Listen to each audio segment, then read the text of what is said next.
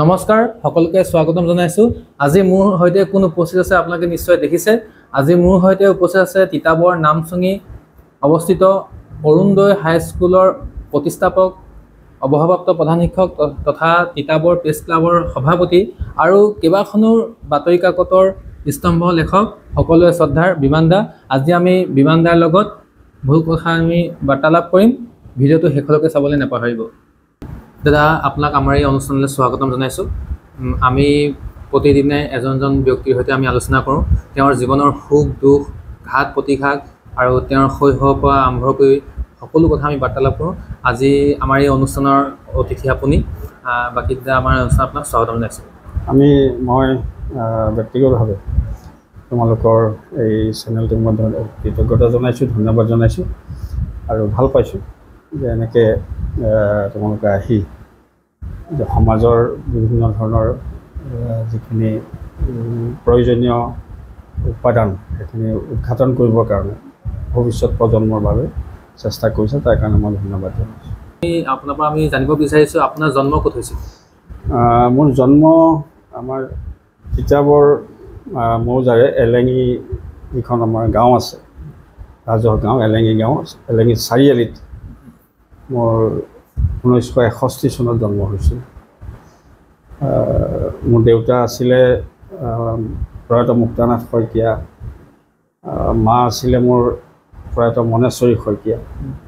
তেখেতৰ আনুষ্ঠানিক কোনো ধৰণৰ তেনেকুৱা শিক্ষা দীক্ষা নাছিল যদিও মই এটা কাৰণে গৌৰৱ কৰোঁ দেউতাৰ, সেইটো হ'ল স্কুলীয়া শিক্ষা বিশেষভাৱে নাছিল যদিও তেখেতে কিন্তু ইংৰাজী, হিন্দী, বঙালী আটাইবিলাক ভাষাৰ বাতৰি কাকত আলোচনী কিতাপ পঢ়িব পাৰে, বুজি পায় সুন্দৰকৈ।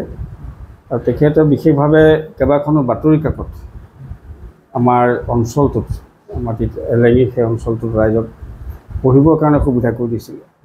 তাৰ ভিতৰত আছিলে বাতৰি কাকতৰ ভিতৰত কলিকতাৰ পৰা প্ৰকাশ হোৱা দেশ হিতৈষী বুলি এখন বাতৰি কাকত, আমাৰ গুৱাহাটীৰ পৰা এখন প্ৰকাশ হোৱা গণশক্তি, তাৰপিছত আৰু এখন ইংৰাজী বাতৰি কাকত পিপুলছ ডেমক্ৰেচি। এই তিনিখন বাতৰি কাকত তেখেতে নিজে এজেণ্ট হিচাপে থাকি আনি ৰাইজক পঢ়িবলৈ সুবিধা কৰি দিছিলে।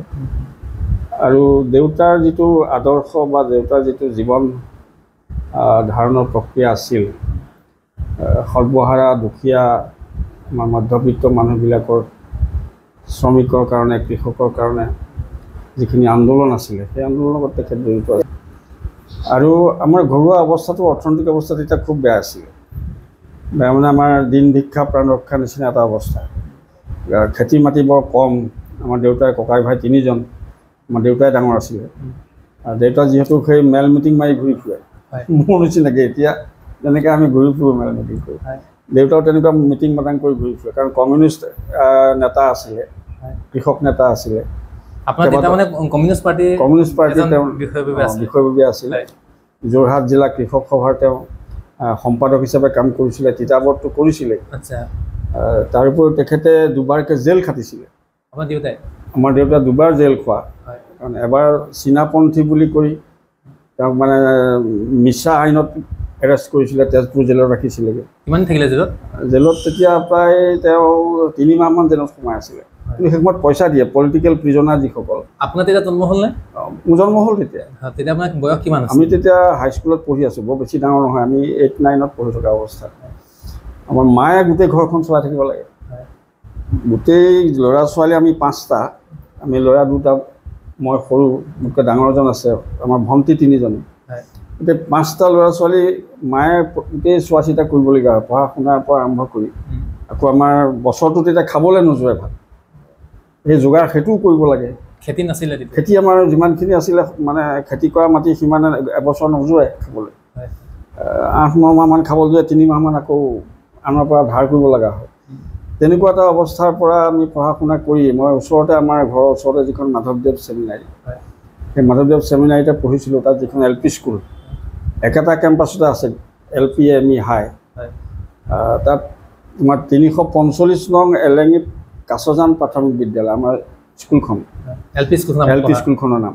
সেইখনত আমি পঢ়িলোঁ। আমাৰ পঢ়াটো আকৌ এনেকুৱা হ'লগৈ আমাৰ মানে মাজতে আমি পঢ়ি থাকোঁতে শৈক্ষিক কিছুমান পৰিৱৰ্তন হৈছিলে, শিক্ষানীতিৰ পৰিৱৰ্তন হৈছিল।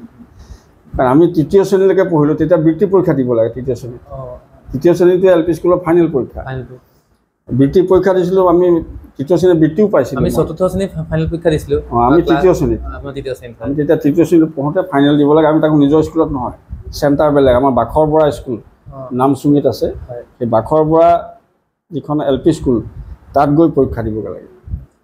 আজিকালি মেট্ৰিক পৰীক্ষা বা হেৰি পৰীক্ষা নিছিলে। এতিয়া তাত গৈ দিছিলোঁ আমি 8জন ছাত্ৰ প্ৰথম হৈছিলোঁ এইটো পৰীক্ষাত আমাৰ স্কুলত। আপুনি বৃত্তি পাইছিলে? মই বৃত্তি পাইছিলোঁ প্ৰথম LP স্কুলত। তাৰমানে আপুনি পঢ়াত চোকা আছিলে?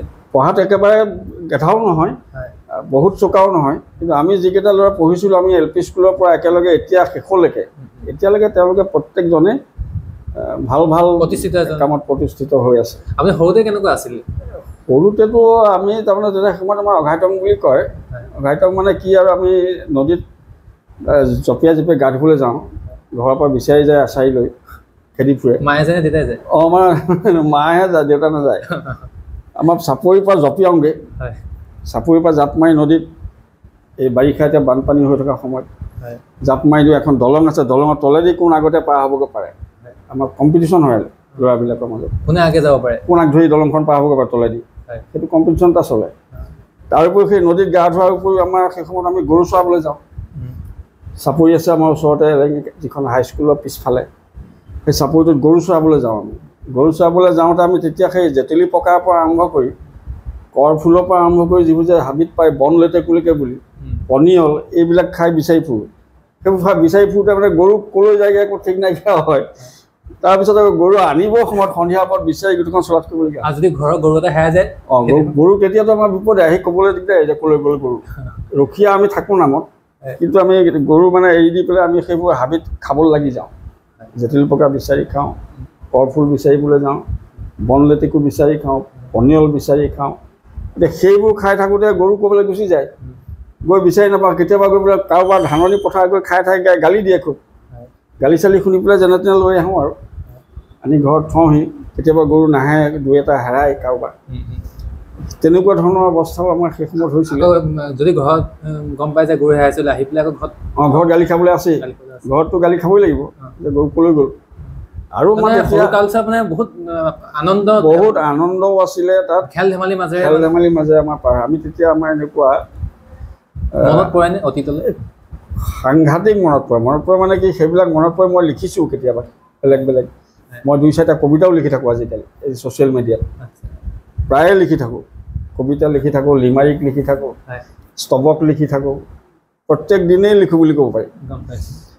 আৰু সেইবিলাক মানে এনেকুৱা হ'লগৈ, এটা চাৰ্টিফিকেট দম হৈছেগৈ এই যিবিলাক সাহিত্য গোষ্ঠীবিলাকে দি থকা গোটবিলাকৰ পৰা, সেই গ্ৰুপৰ পৰা। আপুনি হাইস্কুল ক'ব পাছ কৰিছিলে? মই মাধৱদেৱ ছেমিনাৰী, আমাৰ ঘৰৰ ওচৰত। আৰু হায়াৰ ছেকেণ্ডেৰী? হায়াৰ ছেকেণ্ডেৰী তেতিয়া আমাৰ হায়াৰ ছেকেণ্ডেৰী বুলি নাছিলে, আমি পঢ়োঁতে আমি কলেজত, নন্দনাথ শইকীয়া কলেজ।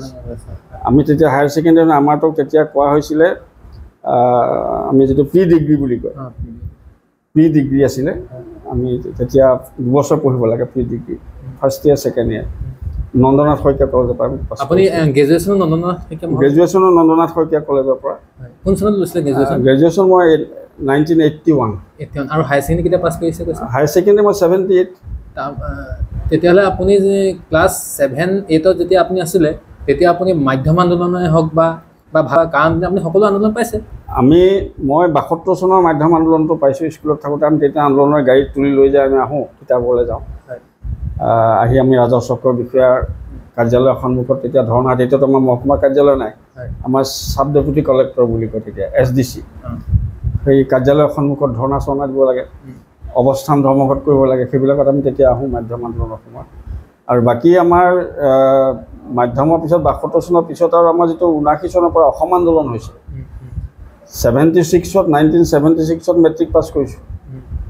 মাধৱদেৱ ছেমিনাৰী আমাৰ যিখন হাইস্কুল, তাৰ পৰাই আমাৰ ঘৰৰ ওচৰত। 76ত মেট্ৰিক পাছ কৰাৰ পিছত আমাৰ 75ত যিটো আকৌ 1975ত তিতাবৰত আমাৰ অসম সাহিত্য সভাৰ অধিৱেশন হৈছিলে। অসম সাহিত্য সভাৰ অধিৱেশনত আমি ভলণ্টিয়াৰ, আমাৰ মাধৱদেৱ ছেমিনাৰীৰ পৰা ভলণ্টিয়াৰ বিচাৰিছিল, আমাক পঠালে 75 চনত। 1975 1975 তাৰমানে মাধ্যম মানুহৰ শেষ হ'ল আৰু শেষ হ'ল। শেষ হোৱাৰ পিছত মই মেট্ৰিক পাছ কৰা আগৰ বছৰ 9ত পঢ়ি আছিলোঁ। তেতিয়া 9ত পঢ়ি থাকোঁতে আহিলোঁ ভলণ্টিয়াৰ হৈ ইয়াত তিতাবৰত সাহিত্য সভাৰ অধিৱেশন। অহাৰ পিছত হ'ল কি ইয়াত মানে এনেকুৱা অৱস্থা হ'ল তিতাবৰত মানে চাৰিওফালে পানীৰ অভাৱ হৈছিলে। হোটেলবিলাকতো পানী নাই, মানুহৰ ভিৰ ইমানে বেছি হ'ল সাহিত্য সভাত, তাৰমানে আজি ঠাণ্ডা পানী পাবলৈ নাইকিয়া হৈ গ'ল। হাহাকাৰ সৃষ্টি হৈছে, পানী নাই, চিঞৰ বাখৰ হয় মানুহৰ। আৰু সাহিত্য সভাৰ যিখন আমাৰ অভ্যৰ্থনা সমিতি আছিলে তেওঁলোকেও তাত পানী যোগান ধৰিব পৰা নাই বিশেষভাৱে। আৰু তাত ভাল লগা ঘটনাটো আছিলে কি যে প্ৰত্যেক দিনে ডকুমেণ্টাৰী আৰু চিনেমাবিলাক দি থাকে, আৰু আমাৰ ভলণ্টিয়াৰবিলাক বিচাৰি আনিবলৈ যাব নালাগে। আকৌ চিনেমা য'ত চলি থাকে পৰ্দা শ্ব' সেই চিনেমা চলি থকাত বিচাৰিলে কি হয় ভলণ্টিয়াৰবোৰ থাকিব লাগে য'ত তাত নাথাকে। ইয়াত বিচাৰি গোটেই মানে চলাট কৰে যে ভলণ্টিয়াৰ নাই, ভলণ্টিয়াৰ আছে গৈ পেলাই চিনেমা জেগাত ক'ৰবাত ডকুমেণ্টাৰী দিছে। তেতিয়া পৰিয়াল পৰিকল্পনা ডকুমেণ্টাৰী কিছুমান দেখুৱাই থাকে। পৰ্দা শ্ব' চাই ভাল পায় নে আপুনি? পৰ্দা শ্ব' খুব ধুনীয়া লাগে। বাগানত যায় না চাব? বাগানততো সাংঘাতিক। বাগানতো আমি দুটা শ্ব' চাওঁ। ঘৰৰ পৰা গালি পায়নে? গালি আৰু মানে দুৱাৰ বন্ধ কৰি থয়, ভাত পানী নথয়, ঘূৰি আহি খাবলৈ ভাত নাথাকে আৰু। মানে আমাৰ ঘৰত হয় কি গধূলি মানে ঢাকোন মাৰি নথয়, ঢাকোন মাৰাটো বন্ধ। আহিলে দিবি, আমাৰ দেউতাই কৈ দিয়ে, নাহিলে ভাত নথবি, খাবলৈ নাপাওঁ। গতিকে আমি চিনেমা চাবলৈ যাওঁ ডফলা টিঙত, বাগান শ্ব'। ডফলা টিঙত বাগান শ্ব' 2 শ্ব' চাব পাৰোঁ, এটা শ্ব' নহয়, দুটা শ্ব'। আৰু ইণ্টাৰেষ্টিং কথাটো হৈছে কি, তাৰ বাগান শ্ব' চাবলৈ যাওঁতে বাগানৰ যিসকল মানুহ তেওঁলোকে আকৌ আমাক মানে ওলোটা ফালে চাবলৈ দিয়ে। যিফালৰ পৰা মানে পজিটিভ যিখন মানে পৰ্দাখন সেইফালৰ পৰা আমাক চাবলৈ নিদিয়ে। সিহঁতে একদম দবদবাই উঠে, যাৰ এই অসমীয়া বুলি দবদবাই মাৰি দিয়ে। কেলে নিদিয়ে? নিদিয়ে মানে সিহঁতে সেইফালে ইটো চাইডে ওলোটা দেখি, সোঁহাত দাঙিলে বাওঁহাত দেখি আমাক দিয়ে সেই সোঁহাত দাঙিলে বাওঁহাতখন চাবলৈ। এইটো আমাৰ বাগানে আনিছে, চাহাবে দিছে, তাতে দৌৰ অসমীয়া এইটো বুলি কৈ পেলাই আমাক খেদে। আমি সেইফালে থাকিব নোৱাৰোঁ, আমি ওলোটা ফালৰ পৰাই চাই থাকোঁ। তেনেকৈ আমি 2 শ্ব' চাওঁ। ইফালে চুঙি বাগিচাত চাওঁগৈ। চুঙি বাগিচাত চাই থাকোঁতে এবাৰ গোটেই বাগানৰ যিসকল মহিলা আছিলে, মহিলাখিনি একেবাৰে পৰ্দাখনৰ কাষতে বহি আছে ওচৰতে। সেইদিনাখন চাইছিলোঁ, মোৰ মনত আছে, জানুৱাৰ ইনচান বুলি হিন্দী চিনেমাখন দিছে। আমি গৈ পালোঁগৈ তাত। জানুৱাৰ ইনচান চিনেমাখনত হৈছে কি, প্ৰথমেই পৰ্দাখনত প্ৰকাণ্ড বাঘ এটা ওলাই আহিল। যেতিয়াই গুজৰি বাঘটো দিলে ওলাই, সেই বহি থকা মাইকী মানুহখিনি বাগানত এইচা দৌৰিছে, খালে মাৰিবি বাপৰে কৰি খুব টোপলিছে। তো মানুহবোৰে তেতিয়া বুজাইছে আৰু যে নাই এইটো বাঘ নহয়, এইটো কাপোৰতহে ওলাইছে, চিনেমাতহে ওলাইছে বাঘ। তেতিয়াহে সিহঁতে আকৌ উভতি আহি বহিছে। সেইখন মই চিনেমা এতিয়াও মনত আছে। তেনেকৈ আমি বাগান শ্ব'বিলাক চাওঁ। ভাওনা চাওঁ খুব। ভাওনা নামঘৰ ইয়াত ক'তো থাকিবই নোৱাৰে, চবলৈকে যাওঁ। সেইকাৰণে মই ভাও দিওঁ। ভাও কৰিছিলে কেইবাটাও মানে। আটাইতকৈ কোনো ভাল লাগে পাৰ্টটো আপোনাৰ? মোৰ পাৰ্ট কৰি খুব ভাল লাগিছিলে কৰ্ণ, মহাভাৰতৰ কৰ্ণ চৰিত্ৰটো মই 2বাৰমান কৰিছোঁ। আৰু ভাল পাইছিলোঁ মই দুৰ্যোধনৰ চৰিত্ৰও মই অভিনয় কৰিছোঁ। আৰু মই দক্ষ ৰজাৰ চৰিত্ৰটো মই কৰিছিলোঁ। গতিকে সেই দক্ষ, দুৰ্যোধন, কৰ্ণ এই 3টা চৰিত্ৰ মোৰ ভাল লাগিছিলে। আৰু বহুত কিবা কিবি কৰিলোঁ। ইয়াৰ পৰা গৈ শিৱসাগৰতো ভাও দিছিলোঁ, মাতি নিছিলে তালৈ আমাক। এতিয়া আহিছোঁ অন্য এটা প্ৰসংগলৈ, যে আপুনি তিতাবৰখন দেখিছে, একদম ওচৰৰ পৰা দেখিছে। তিতাবৰৰ আগৰ তিতাবৰ বা আজি তিতাবৰ আপুনি সকলো দেখিছে। এলেঙি চুঙি অঞ্চলৰ পৰা আপুনি ওলাই আহি তিতাবৰত আপুনি নিজকে প্ৰতিষ্ঠা কৰিলে, তিতাবৰ সমাজ জীৱনৰ লগত আপুনি ওতঃপ্ৰোতভাৱে জড়িত হৈ পৰিলে। সেই সময়ত তিতাবৰ আৰু আজি তিতাবৰ মাজত যদি আপোনাক মই ডাঙৰ পাৰ্থক্য বুলি যদি ক'ব যাওঁ, কি হ'ব পাৰে? পাৰ্থক্যটো সাংঘাতিক মানে পৰিৱৰ্তন হ'ল। মোটামুটি পৰিৱৰ্তনটো হৈছে সামাজিক জীৱনটো। আমি যেতিয়া হাইস্কুলত পঢ়ি আছোঁ তাৰ সেই সময়ত তিতাবৰ যিখন আছিলে, মই যেতিয়া কলেজলৈ আহিছোঁ প্ৰথম 1976ত মেট্ৰিক পাছ কৰি যেতিয়া আহিছোঁ নৱনাথ শইকীয়া কলেজত, তেতিয়া তিতাবৰখন ঠিক গাঁও বুলিয়ে ক'ব পাৰি। সেই সময়ত বিশেষ একো নাছিলে। তেতিয়া আমাৰ তিতাবৰ তিনিআলিত আছিলে কেৱল দত্ত হোটেলখন, তিনিআলি বৰহলা সোমোৱা কৰ্ণাৰটোত এতিয়াও আছে। তাৰপিছত আমি পাইছিলোঁ যাদৱদাৰ হোটেলখন, যাদৱদাৰ হোটেল। তাৰ পিছতে এজন মহিম দাস, এতিয়াও তেওঁলোকৰ আমাৰ সৰুপাই দাসৰ, তেওঁলোকৰ এজন আছিলে মহিম দাস বোলা এজন, তেওঁ নাট্যকাৰো আছিলে। আকৌ বদনদাৰ দোকান এখন? বদনদাৰ দোকান আছিলে, অভিনেতা আছিলে। তেওঁ এখন ভলগা বুলি হোটেল কৰিছিলে ভলগা ভলগা তিতাবৰ তিনিআলিত মহিম দাসে আমি সেই হোটেলখনত তেতিয়া চাহ খাওঁ সেই কেইখনমান দোকান আছিলে তাৰ বাহিৰে তিতাবৰত বিশেষ ধৰণৰ কোনো দোকান বজাৰ নাই আৰু মানুহবিলাকৰ যিটো পৰিৱৰ্তন সেই সময়ৰ তেতিয়া খুব স্বাভাৱিক আছিলে মানুহবিলাক কোনো ধৰণৰ কৃত্ৰিমতা তিতাবৰত সেই সময়ত টাউনখনত নাছিলে টাউন বুলি কোৱা নাই তেতিয়া আমাৰ তিতাবৰ যিখন গতিকে সেই গাঁৱলীয়া পৰিৱেশৰ পৰা এতিয়া পৰিৱৰ্তন হৈছে মানুহবিলাকৰ এতিয়া চিন্তা ভাৱনাৰ পৰা ধৰি ব্যৱসায় বাণিজ্য সকলোতে পৰিৱৰ্তন হৈছে কিন্তু পৰিৱৰ্তনৰ মাজত আগৰ যিটো সততা আছিলে মানুহৰ মাজত এতিয়া কিন্তু সেই সততাটো পাবলৈ নাইকিয়া হৈছে আন্তৰিকতা নাইকিয়া হৈছে সততা নাইকিয়া হৈছে ইয়াৰ মূল কাৰণটো মই ভাবিছোঁ কি যে শিক্ষাৰ ক্ষেত্ৰত যিটো অগ্ৰগতি হৈছে সেই শিক্ষাটো আমি পাঠ্যপুথিৰ শিক্ষাটোহে পাইছে ৰাইজে উন্নতি হৈছে কিন্তু আমাৰ যিটো সামাজিক শিক্ষা থাকিব লাগে ছ'চিয়েল এডুকেশ্যন যিটো সেই ছ'চিয়েল এডুকেশ্যনটোত আমাৰ তিতাবৰ বা গোটেই অসমখনেই এতিয়াও বহুত পিছ পৰি আছে যাৰ কাৰণে মানুহৰ মাজত যিটো আন্তৰিকতা লাগে মানুহৰ মাজত আজি এখন সমাজ হিচাপে তিতাবৰ বুলি চিনাকি দিবলৈ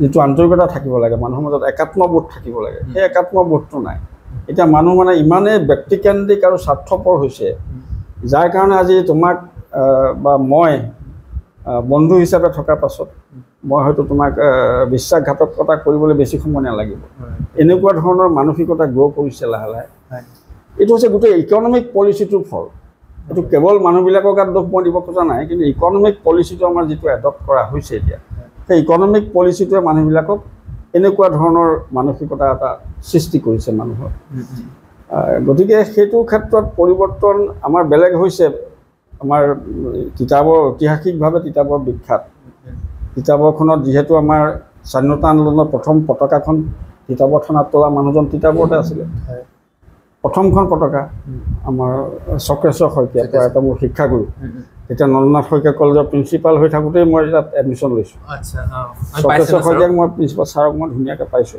1 বছৰ মই পাইছোঁ কেনেকুৱা আছিল ছাৰ খুব সহজ সৰল আৰু কিন্তু খুব কঠোৰ আইন শৃংখলাৰ ক্ষেত্ৰত নিয়ম শৃংখলাৰ ক্ষেত্ৰত অনুশাসনৰ ক্ষেত্ৰত যথেষ্ট কঠোৰ কিন্তু মানুহজনৰ অন্তৰখন অতি কোমল ছাৰৰ সেই যোনটো আপুনি যে ক'লে কঠোৰ ছাৰৰ যোনটো নীতি নিয়ম যেনে আদৰ্শ আপুনি ফ'ল' কৰিব পাৰিছে মই তেখেতৰ মতে তেখেতৰ যিখিনি কথা মোক এডমিশ্যন লওঁতে মোৰ আমাৰ যিজন সৰু খুৰা আছিলে তেখেতে লৈ আহিছিলে তেখেতো শিক্ষক আছিলে দধি শইকীয়া এতিয়া ঢুকালে তেখেতৰ আৰু মই খুৰী আছিলে দীপালী খনিকৰ তেওঁ শিক্ষক আছিলে দীপালী খনিকৰ আজি সকাম হৈ গৈছে এতিয়া ঢুকাইছে অলপতে এই 16 আজি 20 দিনমান হৈছে 16-17 দিনৰ সকাম হৈ গ'ল সেইকাৰণে মই ওলাব পৰা নাছিলোঁ আজি 15 দিনমান এতিয়া সেই দধি শইকীয়াক মোৰ খুৰাই লৈ আহিছে চিনাকি কৰি দিছে তেখেতৰ লগত ভাল আছিলে চিনাকি কৰাৰ পাছত মানে এনেকুৱা মোক কৈছে প্ৰিন্সিপাল ছাৰে চক্ৰেশ্বৰ শইকীয়া ছাৰে যে আজিৰ পৰা তুমি মোৰ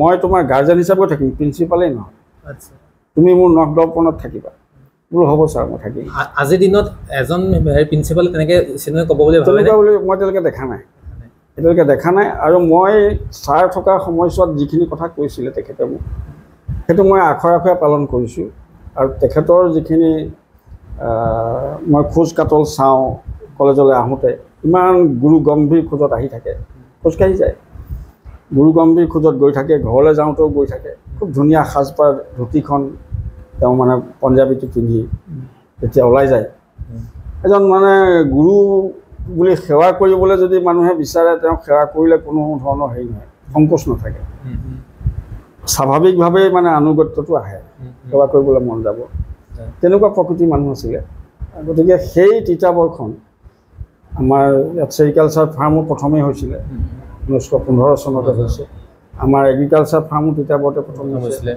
গতিকে ইয়াত আমাৰ এইখন তিতাবৰ থানাও ব্ৰিটিছৰ দিনত 1915 চনত সেইখন থানাখন সেইবিলাকৰ পিছত ডেভেলপমেণ্ট যিটো আমাৰ চাৰ্কুল অফিচটো আছিলে তেতিয়া ৰেল ষ্টেচনটো চাৰ্কুল অফিচটোতো তেতিয়া আমাৰ আপাৰ আছাম জ'ন আছিলে তাত চাইনবোৰ্ডখন আছিলে এতিয়া হয়তো ক'ৰবাত থৈ দিছে যেন পেলাই দিছে ক'ব নোৱাৰোঁ কিন্তু তাত লিখাই আছিলে sub deputy collector office of the sub deputy collector upper Assam division উজনি অসমৰ এইটো হেৰি আছে আপাৰ আছাম ডিভিজন আছিলে office of the sub deputy collector upper Assam division কাৰণ চাইনবোৰ্ড লাগিয়ে আছিলে আমি দেখালৈকে গতিকে সেইবিলাক আছিলে আমাৰ বাতৰি কাকত কিতাপৰ পৰাই প্ৰথম ওলাইছিলে দৈনিক বাতৰি যিখন 1935 চনত আমাৰ যিটো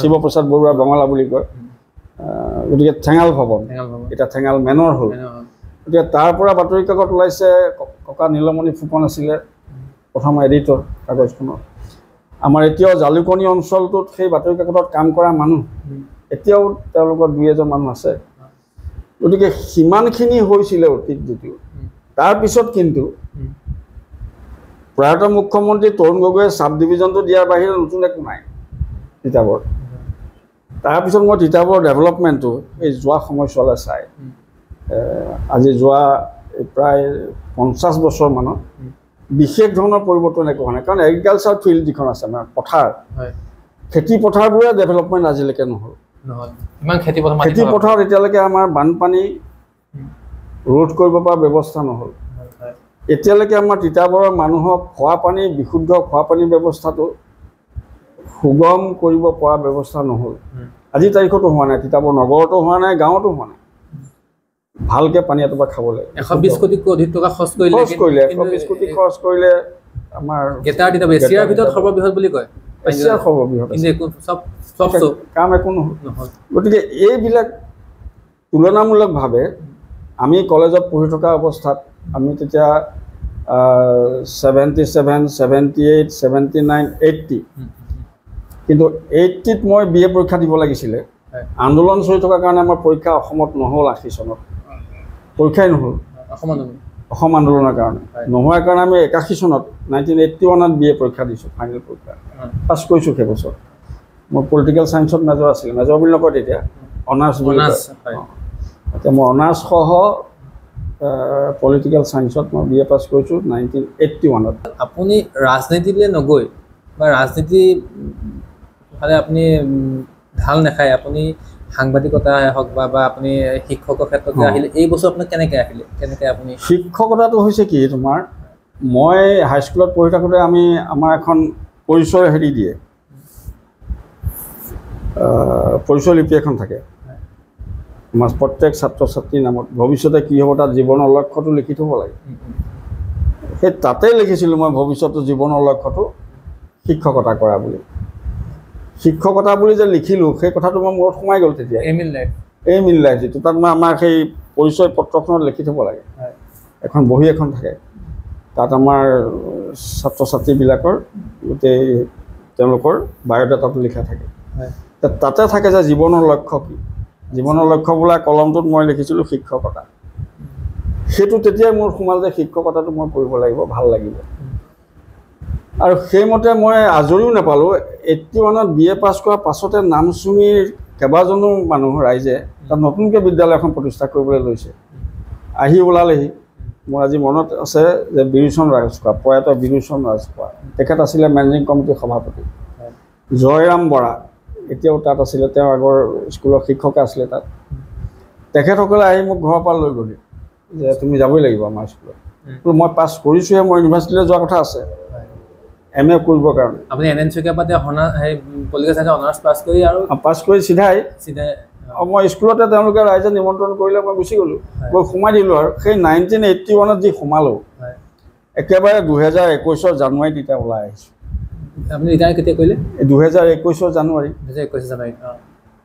2013 চনত আমাৰ স্কুলখন প্ৰভিঞ্চিয়েলাইজ হৈছে প্ৰায় 8 বছৰ চৰকাৰী চাকৰি কৰিলোঁ আৰু বাকী সমাজ সেৱাত গ'ল 8 বছৰ পালোঁ এই 42 বছৰৰ ভিতৰত বাকীখিনি আপুনি লিখা মেলা কেনেকুৱা কৰিছিলে লিখা মেলাটো মই হাইস্কুলত থাকোঁতে দুই এটা কিবা কিবি লিখোঁ স্কুলৰ মেগাজিন এখন আছিলে আমাৰ তাত প্ৰথম মোৰ মানে এটা গল্প লিখিছিলোঁ স্কুলৰ মেগাজিনখনত সংকল্প বুলি এটা গল্প প্ৰথম লিখিছোঁ আৰম্ভ কৰি তাৰপিছত আহি কলেজত যিখন আমাৰ মেগাজিন আছিলে নন্দনিয়ানত মই দুই এটা লিখিছোঁ তাৰপিছত মই বাতৰি কাকতত লিখিবলৈ বা আলোচনী বাহিৰৰ আলোচনীত লিখা বাতৰি কাকতত মই লিখিছোঁ প্ৰথম বাতৰি লিখিছোঁ মই দৈনিক জনভূমি প্ৰথম লিখিছোঁ 1987 চনত তিতাবৰ কৰেছপণ্ডেণ্ট তিতাবৰ বুলি নহয় তেতিয়া মই মেলামাটি বুলি লিখিছোঁ তেতিয়া পাই মেলামাটি দি পেলাই লিখিছোঁ তেতিয়া আমাৰ লক্ষী দত্ত ডাঙৰীয়াক আমি ভাদ্যা বুলি কওঁ এই ভাদ্যা আছিলে আমি যাদৱদাৰ হোটেলতে বহি আছিলে আৰু সেই সময়ত আমাৰ অসমত অসম গণ পৰিষদ চৰকাৰ 1987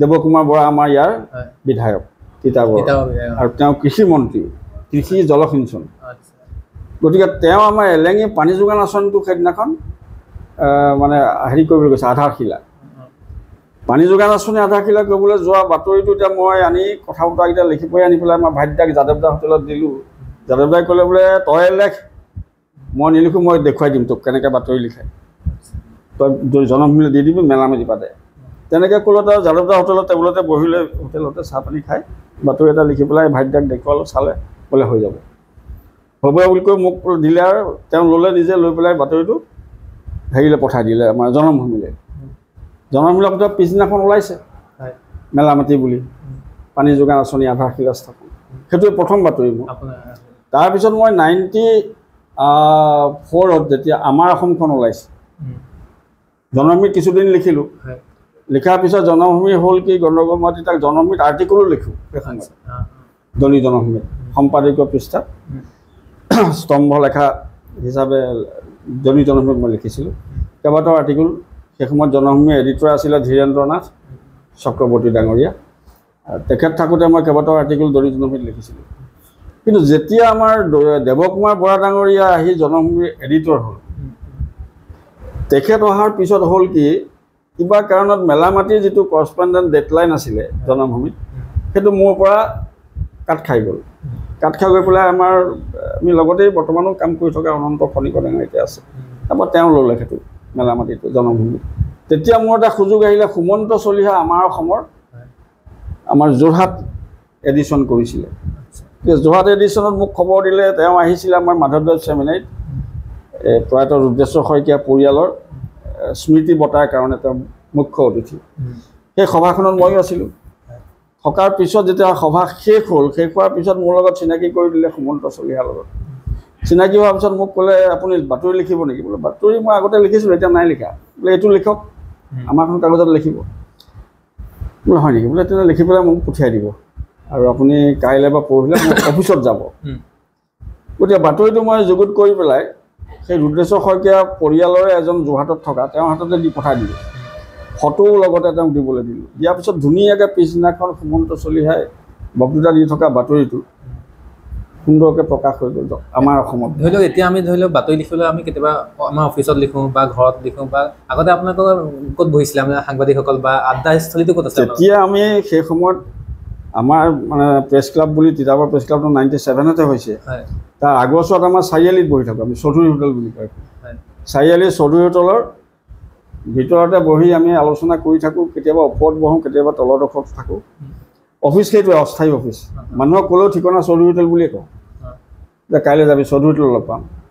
ঠিকনা সেইটোৱে চৌধুৰী হোটেল তিতাবৰ চাৰিআলি তাৰপিছত 97ত আমি আৰম্ভ কৰিলোঁ ষ্টেচন তিনিআলি তিতাবৰ প্ৰেছ ক্লাবৰ ঘৰটো বহুত যুদ্ধৰ মাজত সেইটো তাত হ'বলৈ নিদিয়ে কিয় নিদিয়ে মানে মাটিটো হৈছে কি তাত মাৰোৱাৰী কোনো ব্যৱসায়ীৰ সন্মুখতে হ'ল তেওঁলোকে অলপমান বাধা দিছে যে আমাৰ দোকানৰ সন্মুখত প্ৰেছ ক্লাবটো হ'ব নালাগে গতিকে তেওঁলোকৰ ব্যৱসায়ীবিলাক আমাৰ অসমীয়াৰ এটা অনুষ্ঠান আমাৰ নিজৰ অনুষ্ঠান আপোনালোকে আমাৰ নিজৰ সাংবাদিকৰ অনুষ্ঠান বহিৰাগতৰ পৰা আহি তেওঁলোকে বাধা দিছে আমাক বাধা দিয়া দেখি আমি তেতিয়া আমাক খুব সহায় কৰিছিল এতিয়া আমাৰ ঘন হাজৰিকা ডাঙৰীয়া ঘন হাজৰিকাই তেওঁৰ ভায়েকৰ হতুৱাই আমাক কেইবাগাড়ীও মাটি দি সেই জলাতক মাটি আছিলে পিটনি ষ্টেচন তিনিআলি সেই চুকটো সেই পিটনিখন পুতি দিলে ঘন হাজৰিকাই পুতি দি পেলাই সমান কৰি দিলে আমি তেতিয়া প্ৰথম কেঁচা সেই সময়ত আমাৰ বিডিঅ প্ৰতাপ ফুকন ডাঙৰীয়া আছিলে তিতাবৰ আৰু আমাৰ মবিন আছিলে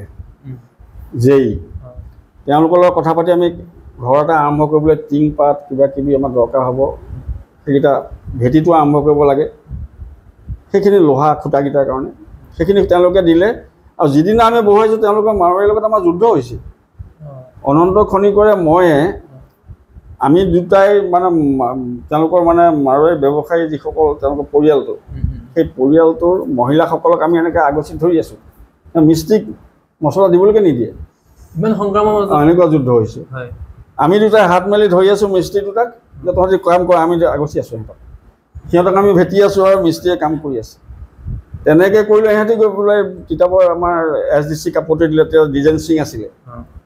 দ্বিজেন সিঙে ক'লে যে মাটিটো এনেকুৱা NOC লৈ থৈছে। আমি আকৌ হেৰিৰ পৰা NECৰ পৰা NOC লৈ থোৱা আছে, বৰ্ডৰ পৰা মানে এপ্ৰুভেল হৈ আছে। গতিকে আমাৰ ভয় কৰিবলগীয়া নাই। তেতিয়া আমাৰ OC-ক ক'লোঁ যে আমাৰ কথাটো এনেকুৱা। এওঁলোক গৈ পেলাই যোৰহাট কোৰ্টৰ পৰা এটা বন্ধ কৰিবৰ কাৰণে কাম অৰ্ডাৰ আনিবলৈ গৈছিলে। তেওঁলোক আহি নাপাওঁতে আমাৰ ঘৰ সাজি টিং চিং লগাই আমি আগদিনাখনে মৰিয়নিৰ পৰা তৰ্জাৰ বেৰ আনি থৈছোঁ। ৰাতি তৰ্জাৰ বেৰ লগাই বহুৱাই আমি চকী টেবুল এযোৰ আমাৰ ব্লকৰ পৰা দিলে, দিয়াৰ পিছত সেইযোৰ বহুৱাই আমি অফিচ খুলি দিলোঁ। আৰু পুলিচ যেতিয়া OC আহিছে, তেতিয়া আমাৰ বৰ বেছি মানুহ নাই। আমি আৰু লক্ষী দত্ত, ৰাজেন কুমাৰ তামুলী, তাৰপিছত আমাৰ অনন্ত খনিকৰ, ঋতুপৰ্ণ হাজৰিকা, আমাৰ নয়ন শইকীয়া, এনেকৈ আমি 10জনমান আছোঁ। নাই।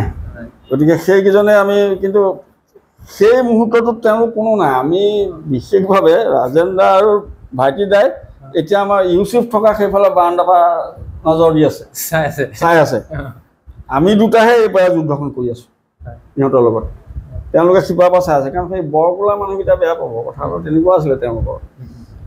বৰগোলা তেওঁলোকো আহিছে নহয়, ধুতি এনেকৈ আগফালে কচাই কচাই গোটেইখিনি যোৰহাট পালেগৈ, গোটেই এটা পাৰ্টি। গতিকে সেইখিনিতে আমি বহি অফিচ আৰম্ভ তেনেকৈ কৰিলোঁ, কিতাপৰ প্ৰেছ ক্লাব। তাৰপিছত তেওঁলোকেতো বহুতে নাম লয় আৰু যে আমি কৰিলোঁ প্ৰেছ ক্লাবৰ, হেৰি কৰিলোঁ, তেনেকৈ পিছে এইবোৰ সঁচা নহয় চবৰ কথা। আমি এতিয়া প্ৰতিবাদ নকৰোঁ, জ্যেষ্ঠৰ কাৰণে শলাগি থওঁ। হয় হয় বাৰু, তোমালোকে কৰিলা। আপুনি এনেই খেলা ধূলাত কেনেকুৱা আছিলে? খেলা ধূলা মই তেনেকুৱা কোনো ধৰণৰ কম্পিটিশ্যনত নাই, কিন্তু আমি তেতিয়া টেঙা বল খেলোঁ। সেই স্কুলত পঢ়ি থাকোঁতে বৰটেঙা চাপৰিত খেলিবলৈ যাওঁ, তেতিয়া ভৰিত দুখ পোৱা হেৰিও আছে। দেউতাই এদিন মানে সেই দুখ পোৱা ভৰিটোতে মাৰিছে। মই মানে টেঙা বলটো মাৰি দিওঁতে যেতিয়া লুটি খাই পৰি গ'লোঁ, মাৰি গৈ থাকোঁতে, আৰু এনেকুৱা উত্তেজনা এটা বাঢ়ি যায়তো খেলত। যেতিয়া গৈ পেলাই বলটো দিব লাগে, সেই সময়ত যিটো জোৰত মাৰি দিলোঁ, মাৰি দি এই সৰু গাঁঠিৰ ওচৰতে ভৰিত দুখ পাই পেলাই ফুলি গ'ল। ঘৰত আহি যেতিয়া লেঙা ভৰিয়ে আহি পেলাই পালোঁ, কি হ'ল সুধিলোঁ, মানে দুখ পালোঁ টেঙা বল খেল। সেইটোতে আকৌ দুচাট দি দিছে ভৰিৰে। কোনে যাবলৈ কৈছিলে টেঙা বল খেলিবলৈ? আমাক যাবলৈ নিদিয়ে। দেউতা কিন্তু সেইটোত বৰ কঠোৰ আছিলে, আমাক ক'তো যাবলৈ নিদিয়ে। এইবোৰ বল চল খেলিবলৈ, চিনেমা থিয়েটাৰ চাবলৈ নিদিয়ে। মনে মনে যাওঁ, এইবোৰ যাবলৈ নিদিয়ে। চিনেমা চাবলৈও গৈছোঁ হলত। চিনেমা হলত আমি তেতিয়া পাৰ্টি ৰিজাৰ্ভ পায়, সেই সময়ত গাড়ী গুটিয়াকৈ যোৱা নিয়ম নাই আমাৰ। ৰিজাৰ্ভত গৈ পেলাই আমি পুৰণি বহুত চিনেমা চালোঁ, বাছত গৈ ৰিজাৰ্ভ বাছত। সেইবিলাক আমি কলেজত পঢ়াৰ সময়ছোৱাত নিজে চাইছোঁ, কিন্তু হাইস্কুলত থকালৈকে আমি সেই ৰিজাৰ্ভ বাছত গৈছিলোঁ চিনেমা চাবলৈ, অসমীয়া চিনেমা। আপোনাৰ যদি সুধোঁ, তিতাবৰ আপোনাৰ আটাইতকৈ স্মৃতি হিচাপে, আপোনাৰ চিৰদিন চিৰকাল আপোনাৰ অন্তত থাকি যোৱা এটা স্মৃতি হিচাপে কেনেকুৱা কথা আপোনাৰ সদায় মনত পেলায় বা ভাল লাগে ভাবি? ভাবি ভাল লগা তিতাবৰৰ কথাটো হৈছে কি, মোৰ প্ৰথম কথাটো যে আমি তিতাবৰত যে আমাৰ এটা তিতাবৰ প্ৰেছ ক্লাব বুলি অনুষ্ঠান এটা আমি গঢ় দিলোঁ, এইটোতো যুগ যুগান্তৰ চলি থাকিব। আমিতো সৰ্বকাল প্ৰেছ ক্লাবটোত ধৰি থাকিব নোৱাৰোঁ। এতিয়া আমাৰ লক্ষী দত্ত বা ৰাজেন কুমাৰ তামুলীটো প্ৰেছ ক্লাবটো ৰখি থকা নাই, এতিয়া গুচি গ'ল, আমিও গুচি যাম এদিন। এতিয়া তাৰপিছত যে ভৱিষ্যত প্ৰজন্মৰ কাৰণে যে অনুষ্ঠান এটা ইয়াত আমি গঢ় দিলোঁ তিতাবৰত, সেই কথাটো লৈ পেলাই মনটো ভাল লাগি থাকে যে আমাৰ অন্ততঃ বুৰঞ্জীটো তাত, আমাৰ স্মৃতিটো মানে বুৰঞ্জী হিচাপে থাকি যাব তিতাবৰ প্ৰেছ ক্লাবত। আৰু বাকীখিনি হৈছে কি, মোৰ লগত বিশেষভাৱে কোনো সংগঠনৰ বা কোনো ধৰণৰ ৰাজনৈতিক সংগঠনে হওক বা সামাজিক সংগঠনে হওক বা ব্যক্তিগতভাৱে হ'লেও মোৰ কাৰো লগত তেনেকুৱা বিশেষ শত্ৰুতা নাই। যিহেতু এতিয়া আপুনি চৰকাৰী চাকৰিৰ পৰা অৱসৰ গ্ৰহণ কৰিলে, বৰ্তমান আপুনি তিতা প্ৰেছ ক্লাবৰ সভাপতি, ৰাজনীতি কৰিবলৈ মন যায় নেকি? ৰাজনীতি বুলি ৰাজনীতি পথাৰখনত মানুহেতো বিভিন্ন সময়ত মোক হেঁচা দি থাকে। মোক এতিয়াও কেইবাজনো মানুহে কৈ আছে যে ৰাজনীতিলৈ আহিব লাগে, সক্ৰিয় ৰাজনীতি। ইয়াৰ আগতো মই এবাৰ পঞ্চায়ত নিৰ্বাচনত প্ৰতিদ্বন্দ্বিতা কৰিছিলোঁ, ৰাইজৰ হেঁচাত নিৰ্দলীয় হৈ হাৰিলোঁ কেইটামান ভোটত, কাউন্সিলাৰ মেলামাটি গাঁও পঞ্চায়তৰ পৰা। কোন চনত? এইটো দিন হ'ল অলপ, মই এতিয়া পাহৰিছোঁ, আজি হয়তো 10 বছৰমানৰ আগত।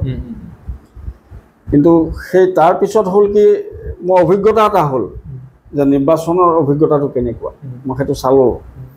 সেইটো হৈছে কি যে আমাৰ বৰ্তমান দেশখনৰ ৰাজনীতিটো চলি আছে ৰাজনৈতিক দলক কেন্দ্ৰ কৰি পেলাই ৰাজনীতিটো চলি আছে ভাল হওক বেয়া হওক আজি বিজেপি শাসন চলি আছে গতিকে বিজেপি ভাল হওক বেয়া হওক মানুহ বিজেপিৰ সমৰ্থনত থাকে তো নিৰ্দলীয় প্ৰতিদ্বন্দ্বিতা কৰিবলৈ গ'লে তেওঁ যিমানেই ভাল মানুহ নহওক কেতিয়াও নিৰ্বাচিত হ'ব নোৱাৰে কাৰণ ডক্টৰ ভূপেন হাজৰিকা গুৱাহাটী সমষ্টিত পৰাজয় হৈছে এবাৰ প্ৰতিদ্বন্দ্বিতা কৰি বিষ্ণুৰাভাও এবাৰ হাৰিছিলে কোকৰাঝাৰ সমষ্টিত প্ৰতিদ্বন্দ্বিতা কৰিবলৈ গৈ গতিকে আমাৰ ৰাজনীতিটো হৈছে দলীয় আদৰ্শৰ ওপৰত ভিত্তি কৰি পেলাই চলি থাকে দলটোৰ সমৰ্থনতহে মানুহে জয়লাভ কৰে ব্যক্তিগতভাৱে ইয়াত জয়লাভ কৰিব পৰা কোনো ব্যৱস্থা নাই মানুহে যদিও কয় এতিয়া আমাৰ যেনেকৈ কৈ আছে যে গৌৰৱ গগৈ বুলিহে জিকিলে এইটো একেবাৰে মিছা কথা এইটো মিছা কথা বা কোনো মানুহ তেনেকৈ ব্যক্তিগতভাৱে জিকিব নোৱাৰে যদি জিকিলেহেঁতেন তেতিয়াহ'লে ভূপেন হাজৰিকা গুৱাহাটীত জিকিলেহেঁতেন ব্যক্তিগতভাৱে কাৰণ ভূপেন হাজৰিকাতকৈ ব্যক্তিত্ব গৌৰৱ গগৈ বেছি আছে বুলি মই ভবা নাই ডক্টৰ ভূপেন হাজৰিকাৰ যিটো আছিলে বা বিষ্ণু ৰাভাৰ যিটো ব্যক্তিত্ব আছিলে তেওঁলোকতকৈ বেছি ব্যক্তিত্বটো তেওঁলোকৰ আছে বুলি ভবা নাই গতিকে তেওঁলোকে জিকিব নোৱাৰিলে গতিকে দলীয় আদৰ্শটোৰ ওপৰতহে ভিত্তি কৰি পেলাই দলৰ সংগঠনটোৰ ওপৰত ভিত্তি কৰি মানুহৰ জিকা হৰাটো হৈ থাকে গতিকে মই সেই সময়ৰ পৰা ৰাজনীতিত যেতিয়া ভাবি আছিলোঁ যদিও কাৰণ দেউতাও ৰাজনীতিত আছিলে দেউতা আমাৰ মেলামাটি গাঁও পঞ্চায়তৰ প্ৰেচিডেণ্টো আছিলে নিৰ্বাচিত প্ৰেচিডেণ্ট কাম কৰিছিলে কিন্তু মোৰো মন এটা আছিলে একেবাৰে নাইকিয়া নহয় ৰাজনীতি কৰাৰ মতলব এটা কিন্তু বৰ্তমান ৰাজনীতিৰ যিটো চৰিত্ৰ দেখিছোঁ যি দলৰে হওক এই ৰাজনৈতিক চৰিত্ৰটোত যে সৎ নিষ্ঠাবান মানুহৰ যে স্থান আছে ভাবিবলৈ মোৰ অসুবিধা হৈছে মই যিবিলাক দেখি আছোঁ সন্মুখত কাৰণ ইয়াত চব খোচা বিন্ধা বেলেগ দলৰ শত্ৰুতা কৰাটো বাদেই নিজৰ দলৰ ভিতৰতে লেংমৰা কাৰবাৰ যিটো চলি আছে এতিয়া ৰাজনীতি ফাউল মৰা কাৰবাৰটো সেইটো থকাৰ কাৰণে আৰু সন্দেহ কৰিব লগা হয় কোন মুহূৰ্তত কি হ'ব আপোনাক যদি সুধো বিধায়ক ভাস্কৰজ্যোতি বৰুৱাৰ কাম কাজত আপুনি সুখীনে বিধায়ক ভাস্কৰজ্যোতি বৰুৱা আৰু যিহেতু তেখেত ভাৰতীয় জাতীয় কংগ্ৰেছৰ প্ৰতিনিধি কিন্তু মই তিতাবৰত যিটো দেখি আছোঁ এতিয়া যে বিধায়ক ভাস্কৰজ্যোতি বৰুৱা আৰু তিতাবৰ ব্লক কংগ্ৰেছ দুটা ৰাস্তাত গৈ আছে যাব লাগিছিলে একেটা ৰাস্তাতে কাৰণ তিতাবৰ ব্লক কংগ্ৰেছ আৰু ভাস্কৰজ্যোতি বৰুৱা যিহেতু কংগ্ৰেছৰ প্ৰতিনিধি বিধায়ক গতিকে দুয়োটা একেটা বাটতে যাব লাগিছিলে এটা ট্ৰেকত যাব লাগিছিল তিতাবৰ ডেভেলপমেণ্টৰ কাৰণে কিন্তু দুইটা বেলেগ বেলেগ ৰাস্তাত গৈ আছে তিতাবৰ ব্লক কংগ্ৰেছ গৈছে এফালে ভাস্কৰজ্যোতি বৰুৱা বিধায়ক তেওঁ গৈছে বেলেগ এফালে আৰু এতিয়াতো আৰু তফাত দেখিছোঁ শেহতীয়াকৈ তেওঁলোকৰ যেতিয়া নগৰ কংগ্ৰেছ এটা গঠন কৰিলে তিতাবৰ নগৰ গতিকে সেইটো গঠন কৰাৰ পৰা আৰু টাউন ব্লক সেইটো আকৌ বিভাজনটো তেওঁলোকে আৰু বাঢ়িছে এতিয়া কাৰণ মই দেখি থকাত ভাস্কৰজ্যোতি বৰুৱাই যিখিনি কাম কাজ কৰিছে তেখেতে কিন্তু দলীয়ভাৱে বা সামূহিকভাৱে যিটো প্ৰচেষ্টা চলাব লাগে সেইটো চলোৱা নাই তেখেতে ব্যক্তিগতভাৱে কামখিনি চলাই আছে যদি আপোনাক সুধোঁ ভাস্কৰজ্যোতি বৰুৱাক বাদ দি কংগ্ৰেছে যদি এজন তিতাবৰৰ লোকেল বুলি কৈছোঁ লোকেল এজন যদি কেণ্ডিডেট যদি থিয় কৰাবলৈ হয় এখন ভাল চিনাকি মোৰ কিতাপত আছেনে আপোনাৰ দৃষ্টিভংগী মই এতিয়ালৈকে সন্মুখত দেখা নাই তিতাবৰ বিধায়ক হ'ব পৰা চাৰিওফালৰ পৰা সামৰি তেনেকুৱা দেখা নাই ইয়াৰ আগততো মই ভাবিছিলোঁ যেতিয়া আমাৰ সোণাধৰ ৰাজখোৱা ছাৰ আছিলে তেতিয়া ভাবিছিলোঁ যে সেইজন মানুহে বিধায়ক হ'ব পাৰিব কিন্তু তেখেত ঢুকালেই তাৰপিছত যিসকলে হ'ব পৰা মানুহ আমাৰ তাহানি ৰাখালহাৰী ছাৰ আছিলে তিতাবৰ কংগ্ৰেছৰ দিনত নেতৃত্ব লৈ আছিলে তাৰ পৰা এতিয়া কিন্তু ৰাজনীতিটো এনেকুৱা বস্তু মই হয়তো তেনেকুৱা ধৰণৰ চাৰিওফালৰ পৰা জীৱন সমৃদ্ধ এজন প্ৰতিনিধি মোৰ পচন্দৰ নাথাকিব পাৰে মই নেদেখিব পাৰোঁ কিন্তু ৰাজনীতিটো এনেকুৱা বস্তু যে সাধাৰণ মানুহজন যদি দি দিয়ে কাইলৈ যদি তিতাবৰ ব্লক কংগ্ৰেছৰ অনিল চুতীয়াকে কেণ্ডিডেট দি দিয়ে আচৰিত হ'বলগীয়া একো নাই জিকিব হাৰিব বুলি আমি ক'ব নোৱাৰোঁ কাৰণ তেওঁ জিকিব পাৰে আজি তেনেকুৱা হৈ আছে আজি মৰিয়নি সমষ্টিত তেনেকৈ জিকি আছে ইটোৰ পিছত সিটো বিধায়ক হৈ আছে বা অন্য সমষ্টিবিলাকতো বিধায়কসকল তেনেকৈ নিৰ্বাচিত হৈ আছে গতিকে তেনেকুৱা ক্ষেত্ৰত সকলো ফালৰ পৰা পাৰদৰ্শিতা থকা কংগ্ৰেছত মই এতিয়ালৈকে তিতাবৰত তেনেকুৱা এজন সৰ্বসন্মত নেতা মই নাই দেখা এতিয়ালৈকে দেখা নাই গতিকে পুনৰ ভাস্কৰজ্যোতি বৰা যিহেতু তেওঁ 5 বছৰ এতিয়া আগবাঢ়ি গৈ আছে, তেওঁ ব্যক্তি হিচাপে যিহেতু তেনে সহজ সৰল, তেওঁৰ কোনো ধৰণৰ কৃত্ৰিমতা নাই। ভাস্কৰজ্যোতি বৰুৱাৰ আগতো আমি পাইছোঁ আৰু এতিয়া বিধায়ক হিচাপেও পাইছোঁ। গতিকে তেওঁৰ যিখিনি সামৰ্থ্য বিধায়ক পুঁজি সেইটোকে ইফাল সিফাল কৰি থকাৰ বাহিৰে তেওঁ কৰিব পৰা বৰ্তমান যিহেতু চৰকাৰত নাই, বিৰোধী দল। কিন্তু এইবাৰ জোৰ এটা পাইছে, সাংসদজন পাইছে তেওঁলোকে। গতিকে তেওঁলোকে এতিয়া 2 সাংসদ আৰু বিধায়ক দুয়োটা লগ লগাই যদি কাম আমাৰ ৰাজহুৱাকৈ বেছি কৰিব পাৰিম বুলি ভাবিছোঁ। কিন্তু আমি কাম কৰাটোৱে মূল কথা নহয়, ৰাইজৰ লগত বিভিন্ন সময়ত যিখিনি তেওঁলোকৰ বিপদ হৈছে, সমস্যা হৈছে, সেই সময়ত সহযোগ কৰাটো।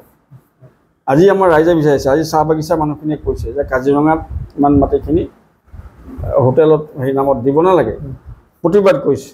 তাত থাকিব লাগে, তেওঁলোকে সহযোগ কৰিব লাগে, বিধায়কজনে সহায় কৰিব লাগে, সাংসদজনে সহায় কৰিব লাগে, ৰাজহুৱা সমস্যাবিলাকত তেওঁলোক জড়িত হৈ থাকিব লাগে।